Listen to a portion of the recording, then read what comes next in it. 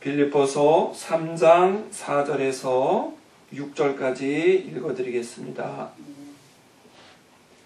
그러나 나도 육체를 신뢰할 만하니 만일 누구든지 다른 이가 육체를 신뢰할 것이 있는 줄로 생각하면 나는 더욱 그러하리니 내가 8일 만에 할례를 받고 이스라엘의 족속이요 베냐민의 지파요 히브리인 중에 히브리인이요 율법으로는 바리새인이요 열심으로는 교회를 핍박하고 율법의 의로는 흠이 없는 자로다.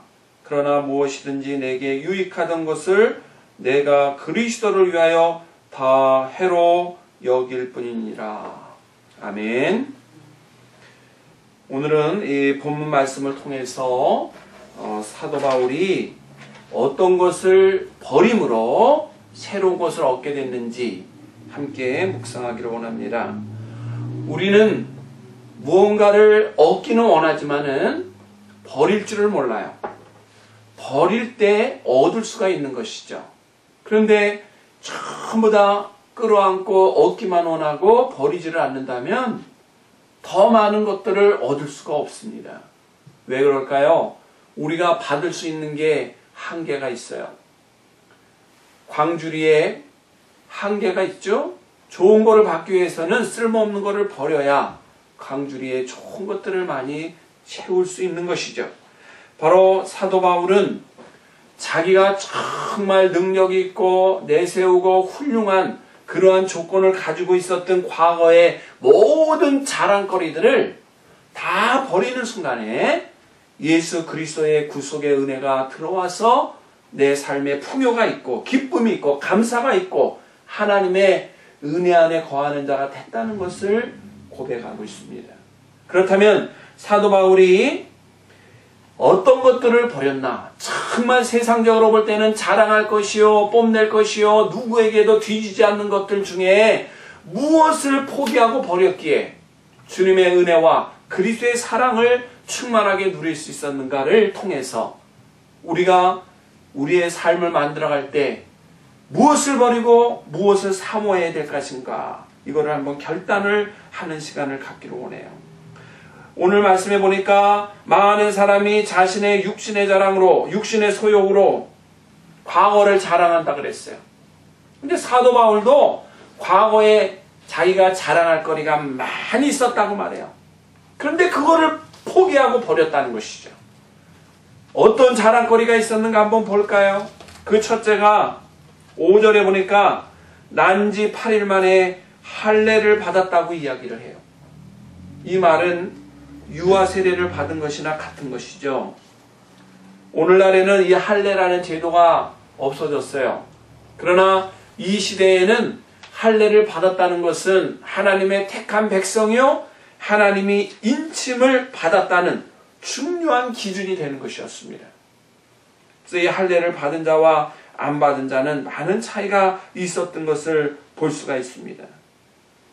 이 할례라고 하는 것은 자기가 선행을 하거나 믿음이 있어서 받는 것이 아니었어요. 부모님이 너는 하나님의 택한 자녀라고 인정하면서 그를 하나님께 송두리째 드리는 의식이 난지 8일 만에 행하는 할례였습니다. 이것은 아주 은총적인 사건이요 또한 구원의 약속을 말해주는 일이기 때문에 아주 중요했어요. 그래서 히브리 사람들은 누구든지 할례를 받았지요. 난지 8일 만에 할례를 통해서 택한 백성임을 표시를 했던 것이죠. 그러나 하나님을 몰랐던 사람은 나이 40이 돼가지고 하나님을 알게 되면 그때 할례를 받는 사람도 있었어요. 그러나 그것은 하나님의 약속된 자의 모습이 아니라 뒤늦게 회개하고 돌아온 자의 모습을 보여주는 것이었습니다. 그런데 사도 바울은 난지 8일 만에 할례를 받았다. 이것은 무엇이에요? 나는 하나님의 사람이라는 것이죠. 중간에 다른 데로 가지 아니하고 약속의 백성으로 인침받았다고 하는 자긍심을 가졌던 그러한 부분이 바로 난지 8일 만에 할례를 받았다고 하는 부분이었어요. 그게 자랑거리가 됐죠. 히브리 사람 중에 자랑거리요, 특별히 헬라인들에게는 내세울 수 있는 자랑거리가 바로 약속 복받은 백성의 표, 할례 받았다는 사실이었죠. 이런 자랑거리가 있었다고 고백해요. 그런가 하면 두 번째로 이스라엘 족속이었다고 고백하고 있어요. 야복강가에서 야곱이 씨름을 하고 하나님의 천사와 싸워서 이긴 이후에 하나님께서 야곱에게 복을 주시고 그 이름을 이스라엘이라고 새롭게 주셨죠. 근데 바로 이 사도 바울이 자기를 이스라엘 족속이라고 말해요. 이거는 뭘까요? 하나님이 주시는 은혜를 마음껏 누리는 택함받은 족속이라는 사실을 고백하는 것이죠.